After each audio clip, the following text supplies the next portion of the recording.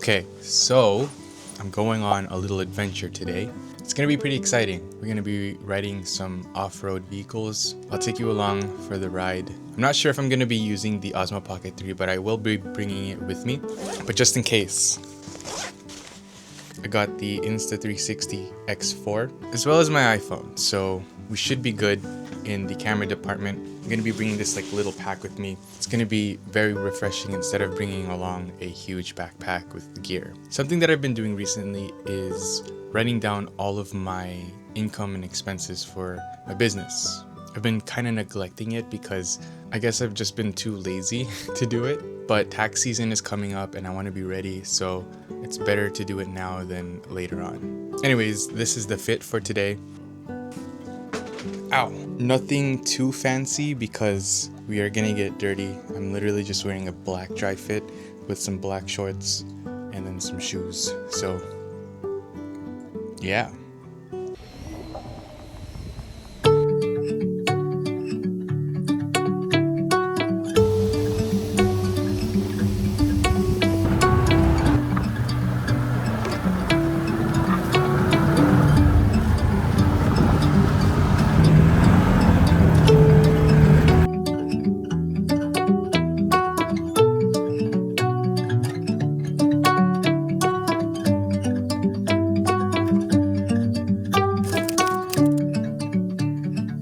Okay, so I officially hit 9,000 subscribers, and that was my goal before the end of the year. So thank you guys all so much. The next goal for next year is going to be 100,000 subscribers. Is that a very realistic goal? I don't know, maybe, but I am very determined to work towards it. As you can tell, I'm already getting pretty tired. Just came home from a long day, but let's talk a little bit more. So as you know, I recently got the DJI Osmo Pocket 3. I love it. It's an awesome camera. I'm using it right now to vlog, but it isn't necessarily the perfect camera for all scenarios.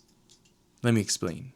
So technically, I brought 3 cameras with me when I went off-roading today. The Osmo Pocket 3, the Insta360 X4, and my iPhone, the iPhone 15 Pro Max. For the whole thing, I ended up using just my iPhone. I didn't bring out the X4 because there was already a 360 camera in the vehicle.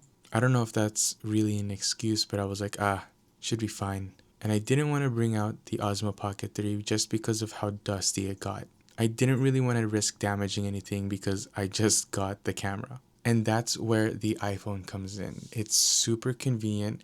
I always have it with me, and it's super easy to just whip it out for those quick shots. It's also super durable. It's water resistant, so I don't have to worry about dust or anything getting inside of it.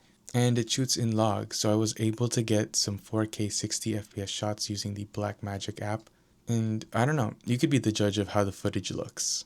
It's crazy to think about how far iPhones have come in terms of video quality and even stabilization.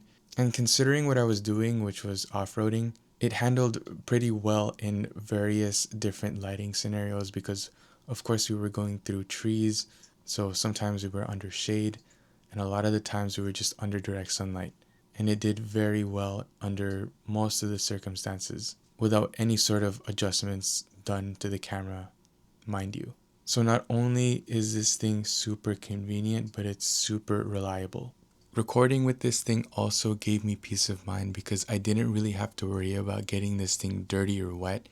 You can see that the camera is still pretty dirty because it got splashed on a couple of times due to some puddles that we went through. Of course, you're going to go through some of those when you're off-roading. Super fun, by the way. And it's just a tool, a camera that works when the conditions aren't the most ideal. I don't know.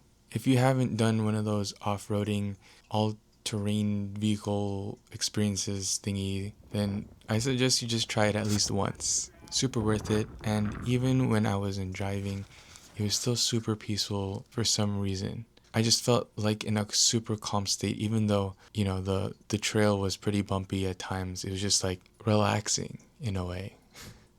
I guess it was just super peaceful because you're more connected with nature. We did take some breaks to switch drivers, as well as take in scenery, as well as learn about the land. The day that they picked to do this activity as well was perfect because it wasn't super sunny. There was a little bit of overcast as well as a breeze, and it wasn't too dusty at all. It was great. I really liked going through the puddles, and I was still able to document quite a bit as well as still being in the present moment. So as much as I love the Osmo Pocket 3, the iPhone is still a really good camera, and it's more than enough for vlogging.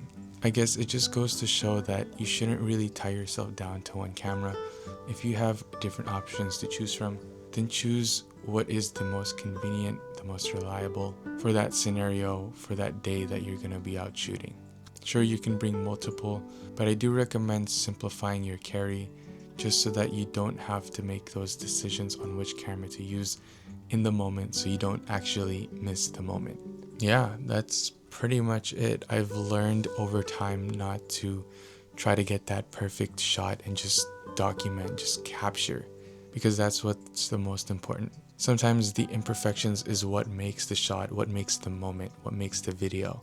It's not about how well the video was shot. There's a lot more to it, like the emotions that you feel, what was actually going on during that moment.